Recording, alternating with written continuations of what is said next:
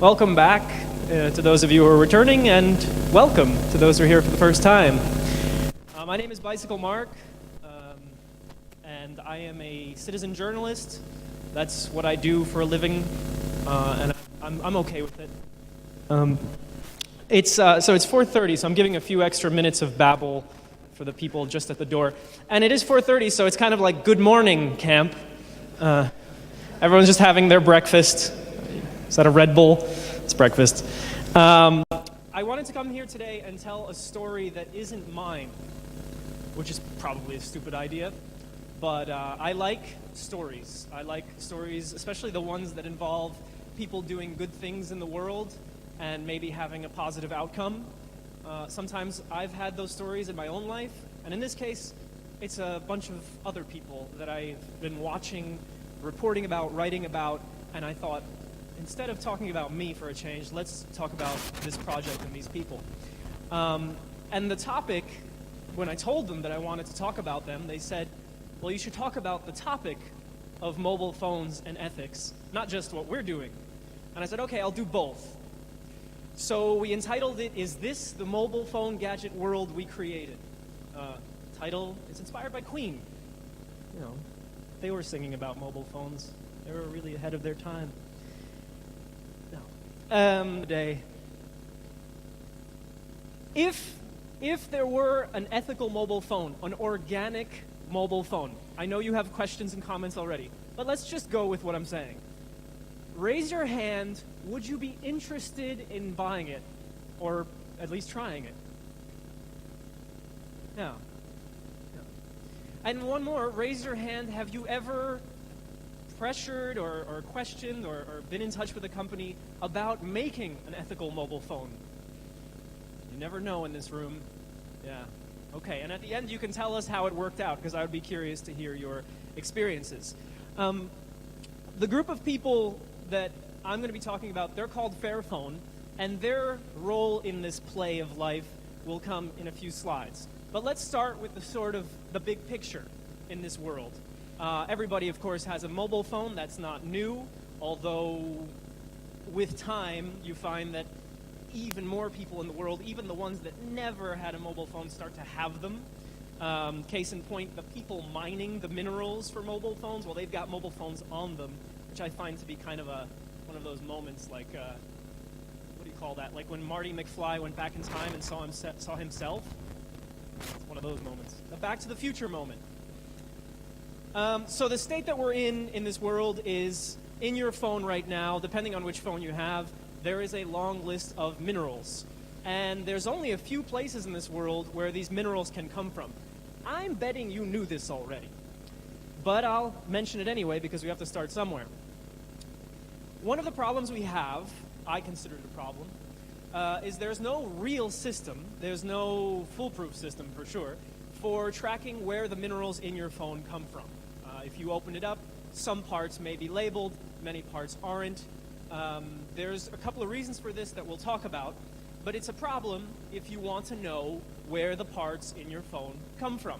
And that's a problem for us, the consumers, but that's also a problem for even a company. Now, the question is, do they care that this is a problem, or is it one of those problems they find very convenient? And that's an open question throughout the talk today. Among the minerals that I'm going to focus on, because, for example, I'm not doing lithium, so you can walk out now if you really love lithium and you want to talk lithium. I'm not doing it. I'm sorry. Maybe later after dinner we can have some drinks and we can talk lithium. Not the subscription, never mind. Not the drugs you're on. One of them is coltan, the other is cobalt, and tin. These are sort of the three that I want to zoom in on, especially coltan, and these three minerals are very prevalent in the Congo. Some of you may have been to the Congo. I would love to hear that story later. And even the Pentagon has said, because of its value in electronics of all kinds, this is a strategic mineral, which reminded me of the old George Bush vocabulary word strategery. So I put it as a title for a slide. Coltan comes from basically three places. I'm sorry if you know of a fourth. I'm not talking about that. It's Canada, Australia, and the Congo. And apparently, Canada and Australia already know that their reserves of coltan will be exhausted within a finite amount of years. I think they can even give you the exact number. Whereas in the Congo, perhaps exaggerated, but we live in a world of exaggerations, they say that they have the largest reserves of coltan in the world, and that it's untapped, and that you can just stick a shovel in the ground in Katanga province, and you will come out with several minerals, especially including coltan.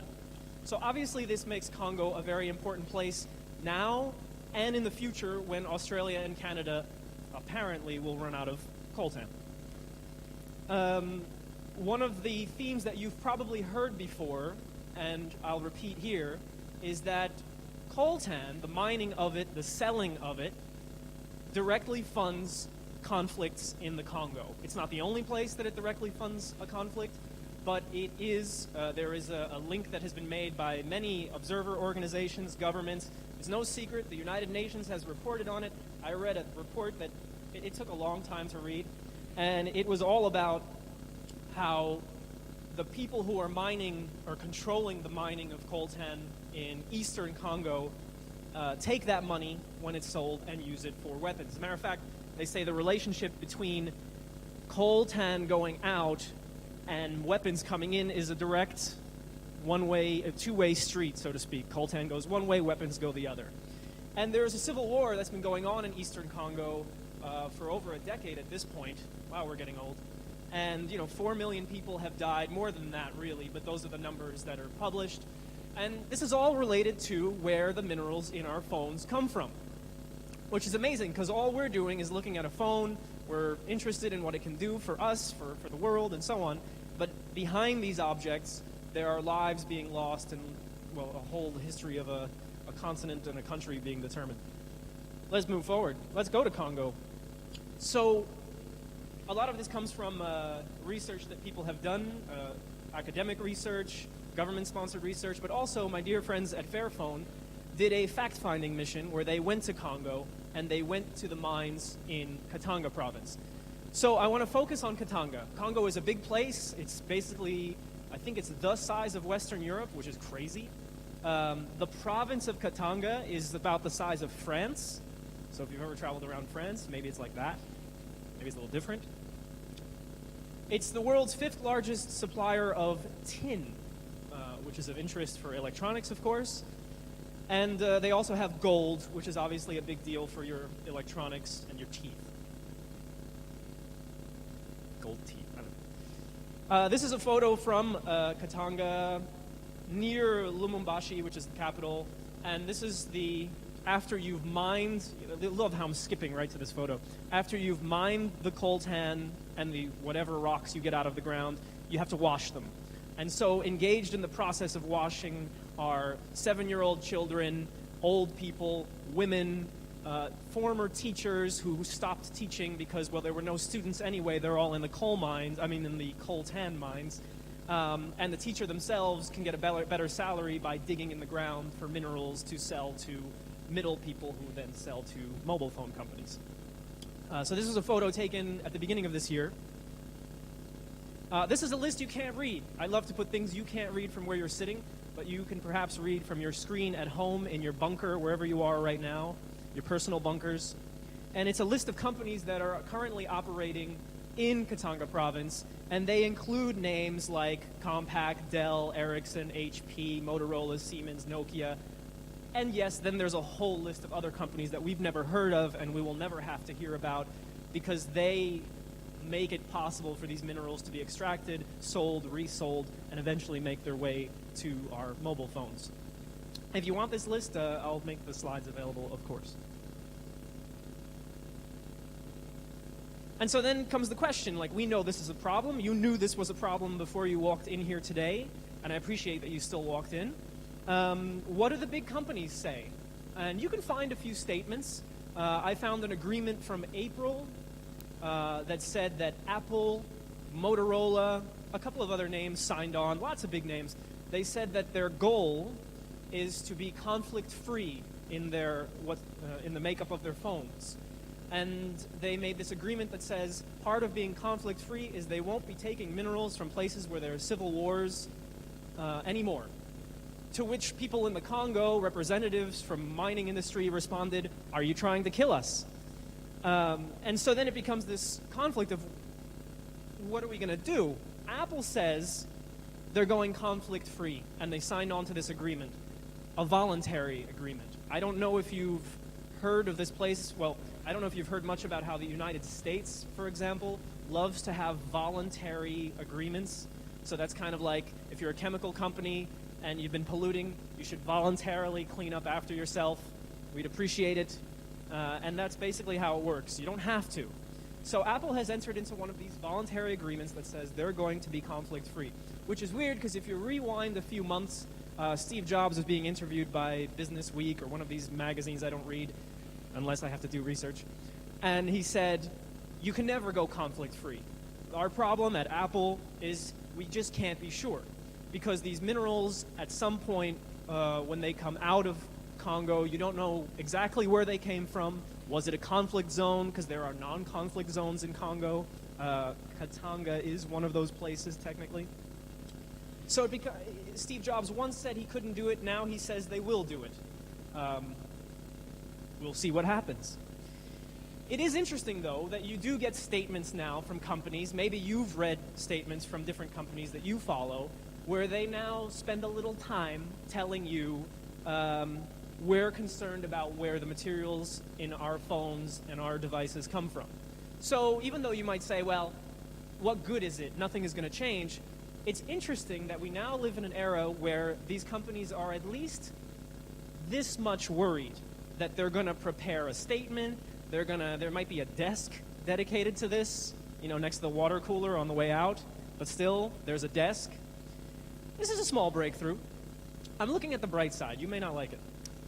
The other thing is this could be possible marketing shenanigans, right? I mean, it's hard to tell. When we go to the grocery store now, you might be a little skeptical of all the organic food. What certification is on it? Is it really organic? So there could be some marketing shenanigans, that's an industry term, going on, where companies pretend that they're conflict-free, dedicate a desk to conflict-free issues, but never actually do it. Again, voluntary guidelines and that sort of thing. Still, it's an interesting development, and it may lead to something else. So enter Fairphone. I don't work for them. I'm not specifically trying to sell their brand or anything, but I think it's interesting. Their two goals are, one, to produce an ethically responsible phone. Now, ethically responsible requires defining and redefining, because they've had to redefine it several times. Initially, it was about, think about it for yourself, what's ethically responsible? That the building of this phone, which means the getting of the minerals up until the phone actually goes into your hands. Yes, even the guy selling the phone, he should be treated well over at T-Mobile.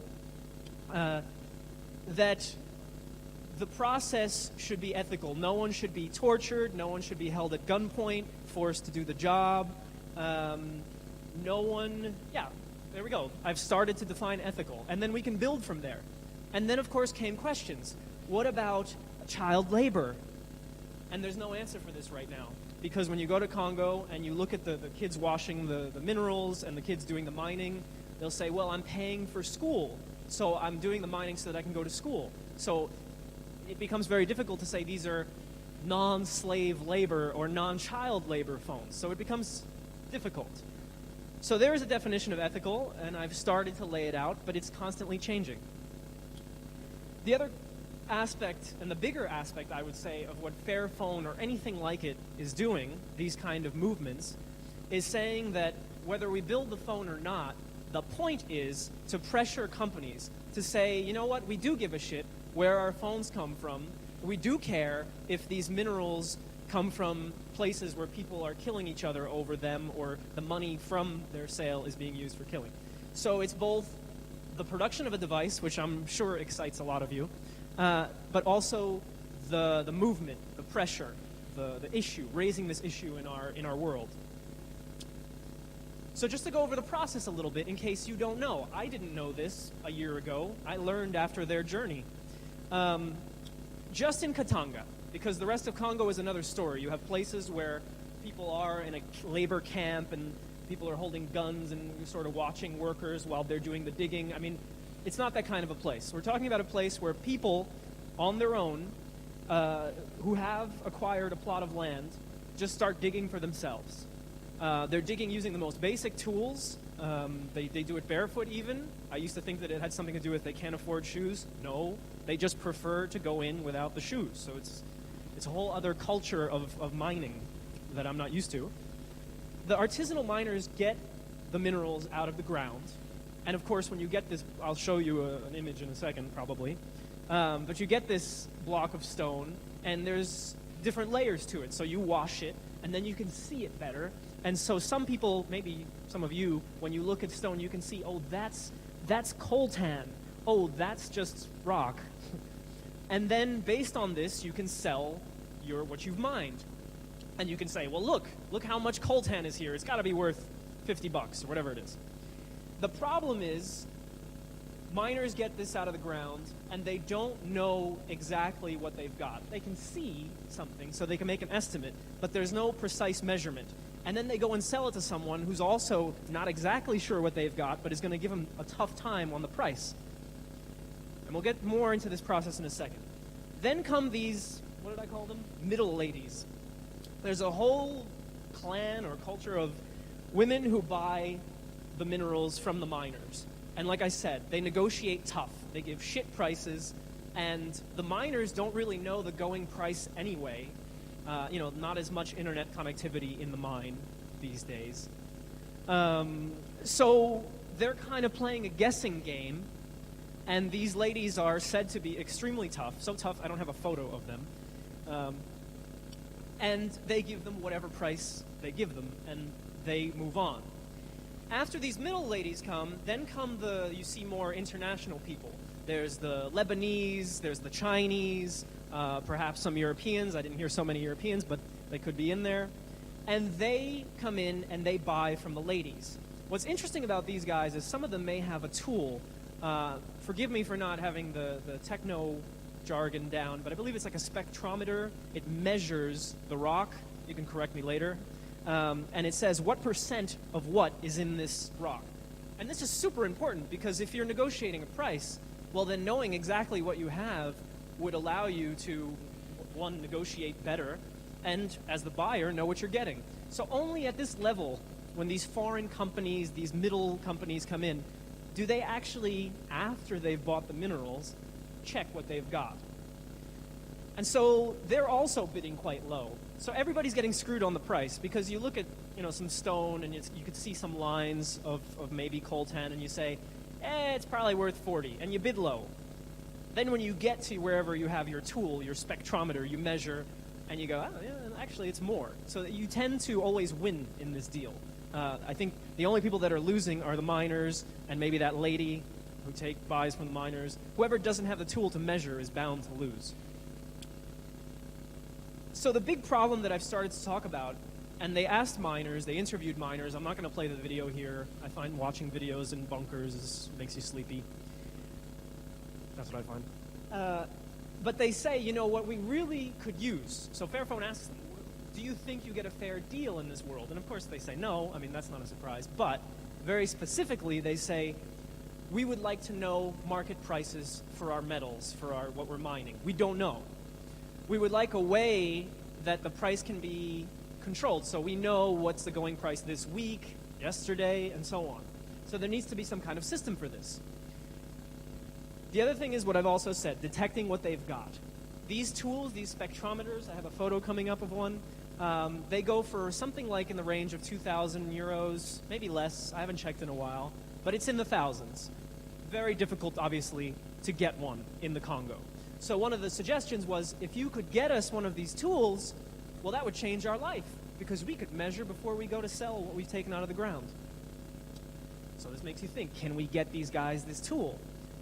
At 1,000, 2,000 euros a piece, how many are we going to buy and bring to the Congo? And how do we know it's going to be used fairly and not taken by someone and no one else can use it, and so on? So these are all questions for any movement, any organization that wants to embark on this mission. And the other problem is, of course, dishonest people. There's no solution for that, but the being able to detect what you've got would help, so that if someone is giving you a low price and basically giving you a poker face, lying about what you've got, if you could measure it, you could go, that price sucks. Look, I have this much tin. There's the spectrometer. I don't think it's the exact one. I went looking on Google for a picture of a spectrometer. That's one. Probably not the model that you want. But the idea was that this would empower miners by having this. The other things that many miners said, and this becomes very difficult because you get involved in politics, but everything is political, but in the Congo, they said if we had a cooperative or a union, the union could represent us. It could make sure that each of us within the union is getting the right price. If there were a machine, a spectrometer, it could be in the union office. And there were several people saying this, and it makes me wonder because we live in an era where unions are hated, and for sure, if the union leadership becomes friends with Joseph Kabila, well, that's the president of Congo, this may not work out. But one of their wishes was to have some kind of a cooperative or a union. Something to think about for the future. So what did Fairphone do after all this, after all these questions? Well, very simply, instead of going to the ladies or the Lebanese or anyone else, they bought minerals directly at the mine, which is kind of weird. You can look it up. You can watch the video of this. They were there while they're purchasing. And they basically came back to Schiphol Airport, because they live in the Netherlands, with 2 bags filled with rocks. Yeah. They even washed them in their bathtub instead of out in the field in Congo. And the idea is that, which is where we're going next, these are the raw materials to build the prototype. The other thing that they did was they held these meetings. I've been telling you about what was said at these meetings, where miners could come, the middle people could come, and we could talk about what's not working in this whole world of mining, from the process of mining to the actual building of the phone. Of course, when we get to assembly of the phone, we have to leave the Congo. I think we have to go to China. That's one of the next steps. So back in the Netherlands, at the Waag, if you know the Waag, they've made their first attempt. I haven't had an update lately. I don't think there was any accident, but they made their first attempt to bake a battery using the minerals, and it didn't go so well. It hasn't worked out. And so this question of can they build the prototype is still hanging. I know you want to see the prototype, like 3 people are leaving now. I don't have the prototype. I skip to the end of the film. Nothing happens. No. So there's been no success yet with making the battery. And if you've ever tried to make a battery, I haven't, it's probably fucking difficult, right? So one of the biggest problems is going to be this, because you can guess that there's plenty of people that want to do the software. The assembly part becomes interesting as well, because you can perhaps find ethically responsible companies that do assembly, maybe somewhere in China. Where's Mitch? And so what's even weirder is you would think that all these, well, again, shenanigans, but once they start doing this, people start noticing. When they've come back from the Congo and they've been asked to come to Brussels to have a meeting with the European Parliament about what Europe is going to do about ethically responsible minerals and electronics, suddenly this big bank in the Netherlands, Rabobank, which has, their what do you call it, your good deeds office, you have to do some good deeds, and they're known to do quite a lot. They said to Fairphone, well, we're interested. If you're building the phone, we'll help you with whatever resources we have for this type of project. Even stranger, or perhaps not, a big telecom, KPN, the big Dutch telecom, said, you know what? You're making an ethically responsible phone. Again, here comes capitalism. We know that our people, our customers, would want this. Everybody that raised their hand, right? You're not KPN customers, lucky you. But many people in the Netherlands, just as an example, would be interested. So now the company is interested. Market forces, I guess. So they're saying, you know what we'll do, among the things we can help you with, we'll introduce you to Nokia. And we'll take you there, and we'll walk you right through the front door, I don't know. And you can talk to Nokia about any experiences they've had trying to do this, and also assembly, where you could go next, because after the minerals, we got to go on, right? And so this is where it's gone. Now Nokia is involved, and Nokia doesn't even make phones anymore, right? I think they just buy them. They don't have any factories. And it's true. We don't have any factories. I think Sony Ericsson still has a factory, which is so cute. Yeah, I'm going to open my own. So that's where we're at. Suddenly all these big names are interested in the project, and you might say shenanigans, which would be cool if you said it once. After a while, it's annoying. And so where to next, right? I mean, Finland next. Could be China for the assembly, and then you got to figure out, what's ethically responsible on the assembly side. Brussels has been taking these meetings. There's this terrible act, or law or act in the U.S. Congress right now. It's not terrible. It's long. It's terribly long. It's called the Dodd-Frank Act. And if you have a child who's crying a lot in the family village, pull out Dodd-Frank. It's about 700, maybe 800 pages. Somebody correct me. It's long. It's so long, it's actually about the stock market and controlling banks. And in the fine print is we shouldn't have conflict minerals in our electronics in the United States. So if it really goes through, and if these clauses also are accepted, technically it would mean the U.S. has one of the first laws about not accepting conflict minerals. If it happens. I've heard this bill is never going to make it, or I don't even know where it is anymore. Also it becomes, maybe it's voluntary, so voluntary laws.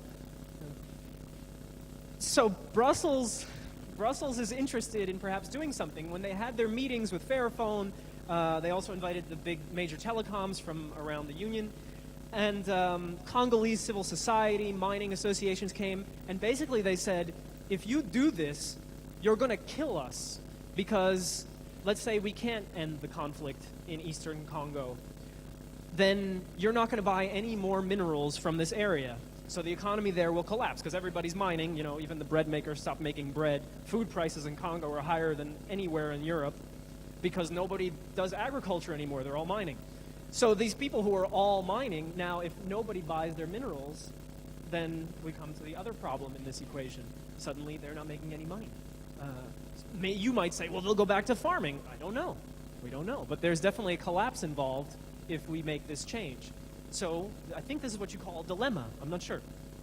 Yeah. Oh, and so the other thing that's going to happen is Fairphone wants to return to the Congo and now look into another issue. I've talked a lot about coltan, maybe look into tin down the line. Maybe they have to go somewhere else like Bolivia, where the lithium for the lithium batteries comes from. The salt flats, people are being taken from their ancestral homes so that we can have more lithium batteries. It's amazing.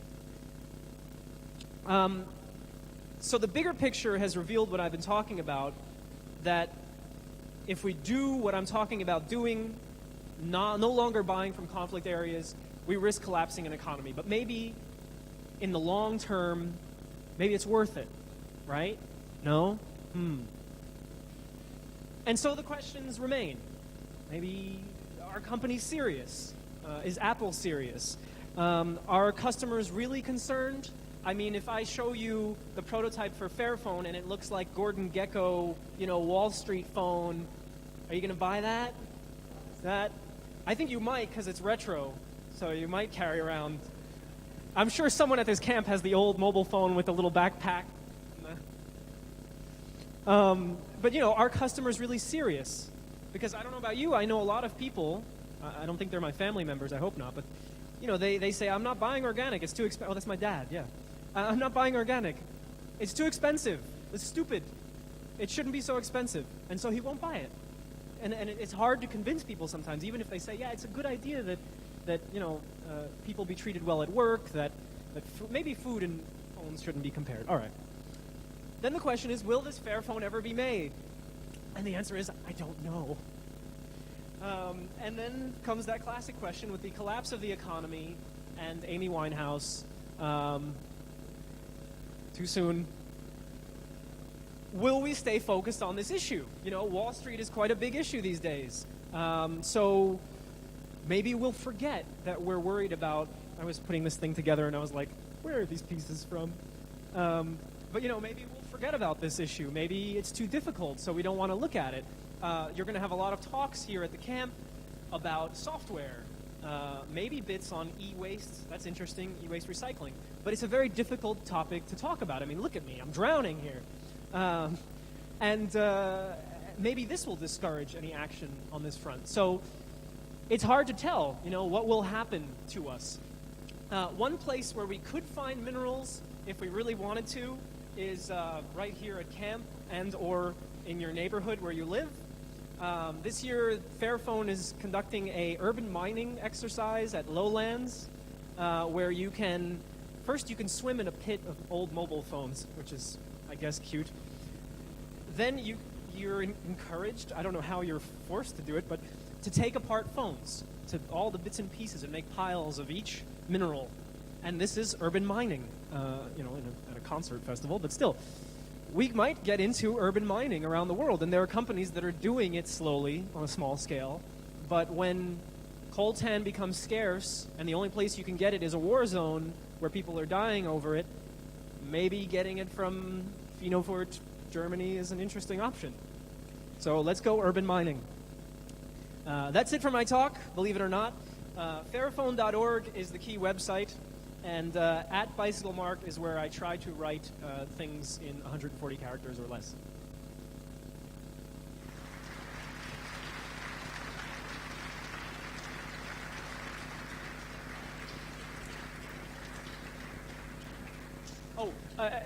If you want to talk about experiences or comments, we'll get the microphone over to you. If you want to ask me questions, that's a tough one because that's a tough one. So if you have something to share, some ideas or questions, feel free. There's a microphone and you can just share your thoughts.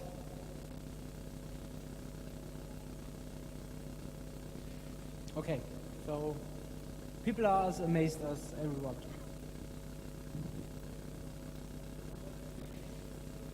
Yeah. You blasted them away. Okay, thank you, Mark. Thank you.